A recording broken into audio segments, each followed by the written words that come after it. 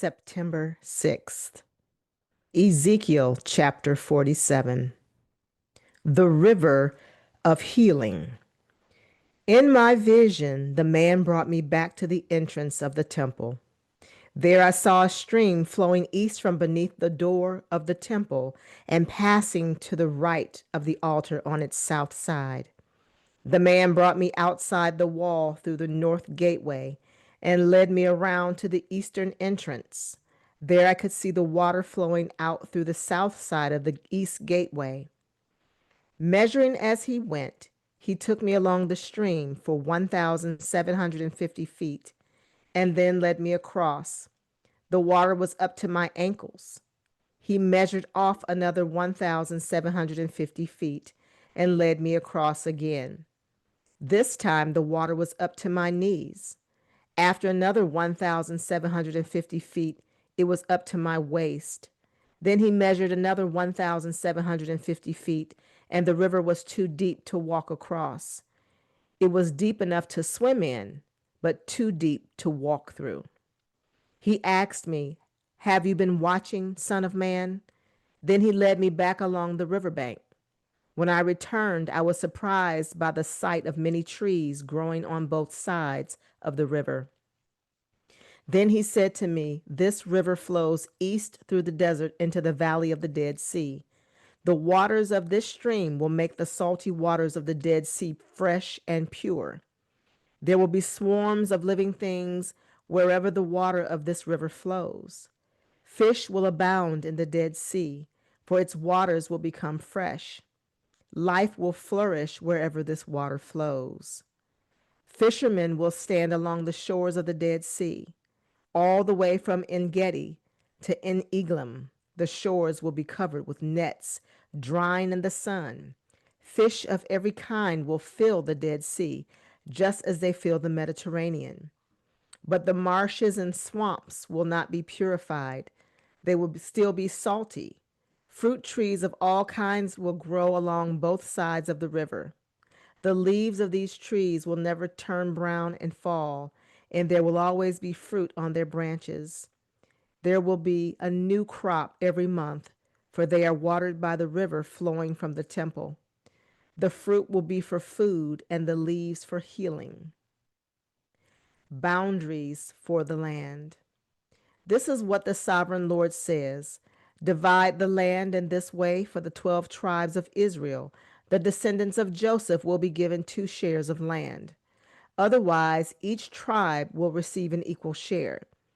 I took a solemn oath and swore that I would give this land to your ancestors, and it will now come to you as your possession. These are the boundaries of the land. The northern border will run from the Mediterranean toward Hethlon, then on through Lebo Hamath to Zedad. Then it will run to Barath and Sibram, which are the border between Damascus and Hamath, and finally to Hazer Hadakon on the border of Haran. So the northern border will run from the Mediterranean to Hazar Enan on the border between Hamath to the north and Damascus to the south. The eastern border starts at a point between Haran and Damascus and runs south along the Jordan River between Israel and Gilead, past the Dead Sea, and as far south as Tamar. This will be the eastern border. The southern border will go west from Tamar to the waters of Meribah at Kadesh, and then follow the course of the brook of Egypt to the Mediterranean. This will be the southern border. On the west side, the Mediterranean itself will be your border from the southern border to the point where the northern border begins, opposite Lebo Hamath. Divide the land with these boundaries among the tribes of Israel. Distribute the lands as an allotment for yourselves and for the foreigners who have joined you and are raising their families among you. They will be like native-born Israelites to you and will receive an allotment among the tribes. These foreigners are to be given land within the territory of the tribe with whom they now live. I, the Lord, have spoken. Ezekiel chapter 48. Division of the land. Here is the list of the tribes of Israel and the territory each is to receive. The territory of Dan is in the extreme north. Its boundary lines follows the Hethlon road to Lebo Hamath and then runs on to Hazar Enan on the border of Damascus, with Hamath to the north. Dan's territory extends all the way across the land of Israel from east to west. Asher's territory lies south of Dan's and also extends from east to west. Naphtali's land lies south of Asher's, also extending from east to west. Then comes Manasseh south of Naphtali, and its territory also extends from east to west. South of Manasseh is Ephraim, and then Reuben, and then Judah, all of whose boundaries extend from east to west. South of Judah is the land set aside for a special purpose. It will be 8 1/3 miles wide and will extend as far east and west as the tribal territories, with the temple at the center. The area set aside for the Lord's temple will be 8 1/3 miles long and 6 2/3 miles wide. For the priests, there will be a strip of land measuring 8 1/3 miles long by 3 1/3 miles wide. With the Lord's temple at the center, this area is set aside for the ordained priests, the priests of Zadok, who served me faithfully and did not go astray with the people of Israel and the rest of the Levites. It will be their special portion when the land is distributed. The most sacred land of all, next to the priest's territory, will lie the land where the other Levites will live. The land allotted to the Levites will be the same size and shape as that belonging to the priests, 8 1/3 miles long and 3 1/3 miles wide. Together, these portions of land will measure 8 1/3 miles long by 6 2/3 miles wide. None of this special land may ever be sold or traded or used by others, for it belongs to the Lord. It is set apart as holy. An additional strip of land, 8 1/3 miles long by 1 2/3 miles wide, south of the sacred temple area, will be allotted for public use, homes, pasture lands, and common lands, with a city at the center. The city will measure 1.5 miles on each side, north, south, east, west. Open lands will surround the city for 150 yards in every direction. Outside the city, there will be a farming area that stretches 3 1/3 miles to the east and 3 1/3 miles to the west, along the border of the sacred area. This farmland will produce food for the people working in the city. Those who come from the various tribes to work in the city may farm it. This entire area, including the sacred lands and the city, is a square that measures 8 1/3 miles on each side. The areas that remain to the east and to the west of the sacred lands and the city will belong to the prince. Each of these areas will be 8 1/3 miles wide, extending in opposite directions to the eastern and northern borders of Israel, with the sacred lands and the sanctuary of the temple in the center. So the prince's land will include everything between the territories allotted to Judah and Benjamin, except for the areas set aside for the sacred lands and the city. These are the territories allotted to the rest of the tribes. Benjamin's territory lies just south of the prince's lands, and it extends across the entire land of Israel from east to west. South of Benjamin's territory lies that of Simeon, also extending across the land from east to west. Next is the territory of Issachar, with the same eastern and western boundaries. Then comes the territory of Zebulun, which also extends across the land from east to west. The territory of Gad is just south of Zebulun, with the same borders to the east and west. The southern border of Gad runs from Tamar to the waters of Meribah at Kadesh, and then follows the brook of Egypt to the Mediterranean. These are the allotments that will be set aside for each tribe's exclusive possession. I, the sovereign Lord, have spoken. The gates of the city. These will be the exits to the city. On the north wall, which is 1.5 miles long, there will be 3 gates, each one named after a tribe of Israel. The first one will be named for Reuben, the second for Judah, and the third for Levi. On the east wall, also 1.5 miles long, the gates will be named for Joseph, Benjamin, and Dan. The south wall, also 1.5 miles long, will have gates named for Simeon, Issachar, and Zebulun. And on the west wall, also 1.5 miles long, the gates will be named for Gad, Asher, and Naphtali. The distance between the entire city will be 6 miles. And from that day, the name of the city will be The Lord is There. Ezekiel chapter 29.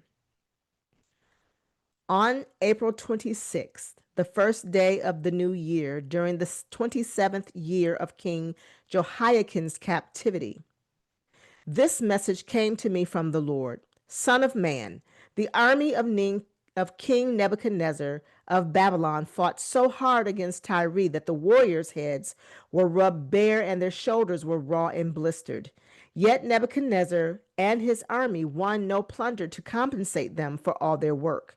Therefore, this is what the sovereign Lord says: I will give the land to Egypt, to Nebuchadnezzar, king of Babylon.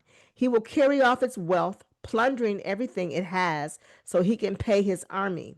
Yes, I have given him the land of Egypt as a reward for his work, says the sovereign Lord, because he was working for me when he destroyed Tyre. And the day will come when I cause the ancient glory of Israel to revive. And then, Ezekiel, your words will be respected. Then they will know that I am the Lord. Ezekiel chapter 30. This is another message that came to me from the Lord. Son of man, prophesy and give this message from the sovereign Lord. Weep and wail for that day, for the terrible day is almost here, the day of the Lord. It is a day of clouds and gloom, a day of despair for the nations. A sword will come up against Egypt, and those who are slaughtered will cover the ground. Its wealth will be carried away and its foundations destroyed. The land of Ethiopia will be ravished. Ethiopia, Libya, Lydia, all Arabia, and all their other allies will be destroyed in that war. For this is what the Lord says: all of Egypt's allies will fall, and the pride of her power will end. From Migdol to Aswan, they will be slaughtered by the sword, says the sovereign Lord. Egypt will be desolate, surrounded by desolate nations, and its cities will be in ruins, surrounded by other ruined cities. And the people of Egypt will know that I am the Lord when I have set Egypt on fire and destroyed all their allies. At that time, I will send swift messengers and ships to terrify the complacent Ethiopians. Great panic will come upon them on that day of Egypt's certain destruction. Watch for it. It is sure to come. For this is what the sovereign Lord says: by the power of King Nebuchadnezzar of Babylon, I will destroy the hordes of Egypt, he and his armies, the most ruthless of all. He will be sent to demolish the land. They will make war against Egypt until slaughtered Egyptians cover the ground. I will dry up the Nile River and sell the land to wicked men. I will destroy the land of Egypt and everything in it by the hands of foreigners. I, the Lord, have spoken. This is what the sovereign Lord says: I will smash the idols of Egypt and the images of Memphis. There will be no rulers left in Egypt. Terror will sweep the land. I will destroy southern Egypt and set fire to Zoan and bring judgment against Thebes. I will pour out my fury on Pelusium, the strongest fortress of Egypt, and I will stamp out the hordes of Thebes. Yes, I will set fire to all Egypt. Pelusium will be racked with pain. Thebes will be torn apart. Memphis will live in constant terror. The young men of Heliopolis and Bubastis will die in battle, and the women will be taken away as slaves. When I come to break the proud strength of Egypt, it will be a dark day for Taphanes too.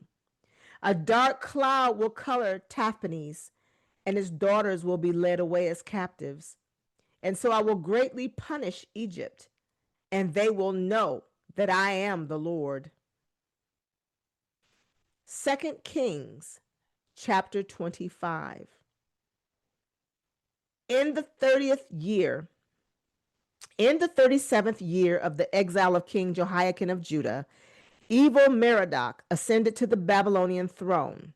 He was kind to Jehoiakim and released him from prison on April 2nd of that year. He spoke kindly to Jehoiakim and gave him a higher place than all the other exiled kings in Babylon. He supplied Jehoiakim with new clothes to replace his prison garb and allowed him to dine in the king's presence for the rest of his life. So the king gave him a regular food allowance as long as he lived. Jeremiah chapter 52. In the 37th year of the exile of King Jehoiakim of Judah, evil Merodach ascended to the Babylonian throne. He was kind to Jehoiakim and released him from prison on March 31st of that year. He spoke kindly to Jehoiakim and gave him a higher place than all the other exiled kings in Babylon. He supplied Jehoiakim with new clothes to replace his prison garb and allowed him to dine in the king's presence for the rest of his life. So the Babylonian king gave him a regular food allowance as long as he lived. This continued until the day of his death. May the Lord add a blessing to the reading and to the hearing of his holy word. 3 things will last forever: faith, hope, and love. And the greatest of these is love. 1 Corinthians 13:13. 3 things will last forever: faith, hope, and love. And the greatest of these is love. 1 Corinthians 13:13.